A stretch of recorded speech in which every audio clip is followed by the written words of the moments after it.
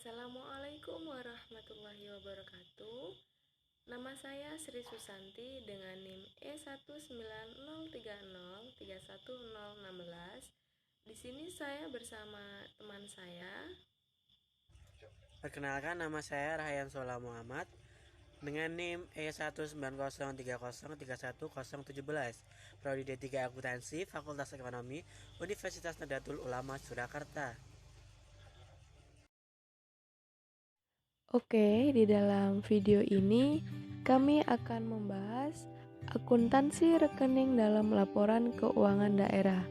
Nah, di dalam materi ini terdapat laporan arus kas, entitas pelaporan keuangan daerah, akuntansi pendapatan, dan juga akuntansi belanja.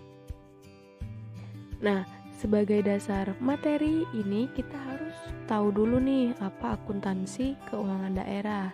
Jadi, akuntansi keuangan daerah itu proses pengukuran, pencatatan, dan juga pelaporan ekonomi dari entitas pemerintah daerah, kabupaten, kota, maupun provinsi yang dijadikan sebagai informasi dalam rangka pengambilan keputusan ekonomi. Dalam pasal 81 ayat 1 dan butir 11 lampiran 29 dari Kemendagri nomor 29 tahun 2002 disebutkan bahwa laporan keuangan pemerintah daerah itu terdiri dari 4 pencatatan.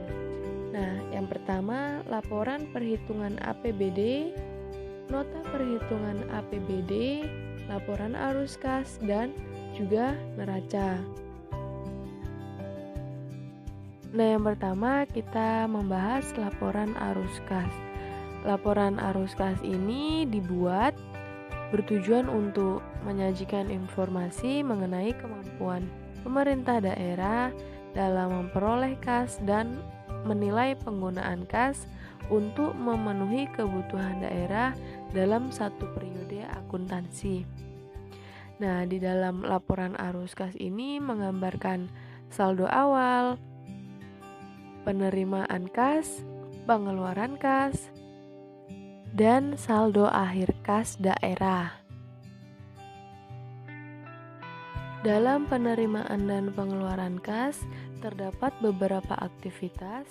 Nah, aktivitas yang pertama yaitu aktivitas investasi.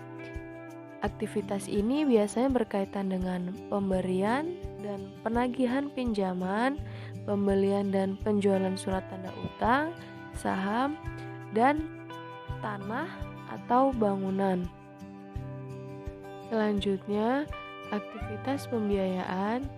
Aktivitas ini berkaitan dengan kegiatan meminjam uang dalam bentuk utang maupun penerbitan obligasi, membayar kembali uang jumlah yang dipinjam, dan perolehan sumber-sumber ekonomi dari pemilik.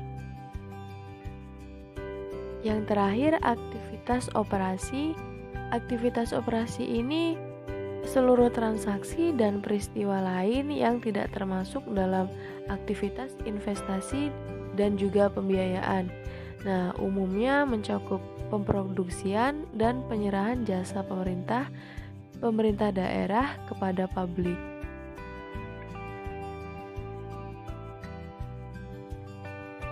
Selanjutnya, akuntansi pendapatan daerah. Nah, kode rekening pendapatan ini selalu diawali dengan kode angka 1. Di dalam kodifikasi tersebut terdapat istilah seperti kelompok pendapatan, jenis pendapatan, objek pendapatan, dan rincian objek pendapatan. Di dalam kelompok pendapatan terdapat beberapa kategori. Yang pertama, pendapatan asli daerah. Pendapatan ini yang berasal dari sumber ekonomi asli daerah. Kelompok pendapatan asli daerah ini dipisahkan menjadi 4 jenis. Yang pertama, pajak daerah. Yang kedua, retribusi daerah. Yang ketiga, hasil perusahaan milik daerah dan hasil pengelolaan kekayaan milik daerah. Dan yang terakhir, pendapatan asli daerah yang lain-lain dan yang sah. Yang kedua, dana perimbangan. Dana perimbangan ini ialah dana yang bersumber dari penerimaan anggaran pendapatan dan belanja negara atau APBN yang dialokasikan kepada daerah untuk membiayai kebutuhan daerah. Nah, selanjutnya pendapatan yang sah. Pendapatan yang sah ini adalah pajak. Jadi dengan adanya Kemendagri, pendapatan ini digolongkan tersendiri. Kategori dari provinsi dan kabupaten memiliki objek pendapatan. Untuk provinsi, objek pendapatan dari pajak bermotor dan pajak bahan bakar kendaraan bermotor. Kemudian untuk kabupaten dan kota didapatkan dari pajak hotel dan pajak penerangan jalan. Kemudian untuk retribusi daerah mendapatkan objek pendapatan yaitu dari retribusi pelayanan kesehatan, pemakaian kekayaan daerah, penggantian biaya cetak peta, dan penguji kapal. Akuntansi biaya. Akuntansi biaya adalah suatu proses pencatatan keuangan yang di dalamnya terjadi penggolongan dan peringkasan atas suatu biaya produksi, penjualan produk ataupun jasa menggunakan suatu cara tertentu lengkap dengan penjelasannya. Kemudian ada beberapa kategori jenis belanja. Yang pertama, belanja pegawai. Belanja pegawai adalah kompensasi terhadap pegawai baik dalam bentuk uang maupun dalam bentuk barang yang harus dibayarkan kepada pegawai pemerintah dalam dan luar negeri. Yang kedua adalah biaya barang dan jasa, merupakan pengeluaran anggaran untuk penggandaan barang dan jasa yang nilai memanfaatkan kurang dari 12 bulan dalam melaksanakan program dan kegiatan pemerintah daerah. Yang ketiga adalah belanja modal. Belanja modal merupakan pengeluaran anggaran untuk perolehan aset tetap berwujud dan aset tak berwujud yang memberi manfaat lebih dari satu periode akuntansi. Yang keempat, belanja bunga merupakan pengeluaran pemerintah untuk pembayaran bunga dalam kurung interest.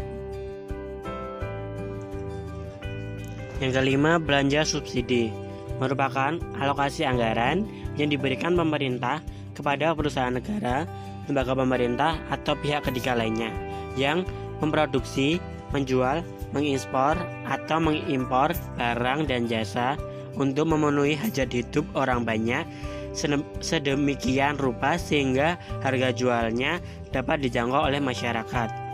Yang keenam, belanja hibah.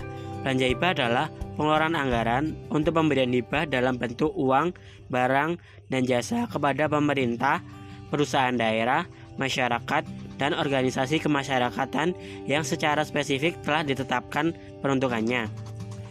Yang ketujuh, belanja bantuan sosial. Belanja bantuan sosial adalah pengeluaran anggaran untuk pemberian bantuan yang bersifat sosial kemasyarakatan dalam bentuk uang dan barang kepada kelompok atau anggota masyarakat dan partai politik. Yang kedelapan, belanja tidak tersangka. Belanja tidak tersangka merupakan belanja pemerintah daerah untuk pelayanan publik dalam rangka mengatasi bencana alam dan bencana sosial. Kriteria untuk belanja tidak tersangka ialah belanja untuk kegiatan yang sifatnya tidak bisa atau tidak diharapkan berulang, termasuk pengembalian atau kelebihan penerimaan daerah tahun-tahun sebelumnya yang telah ditutup. Mungkin itu saja yang dapat kami sampaikan. Terima kasih dan wassalamualaikum warahmatullahi wabarakatuh.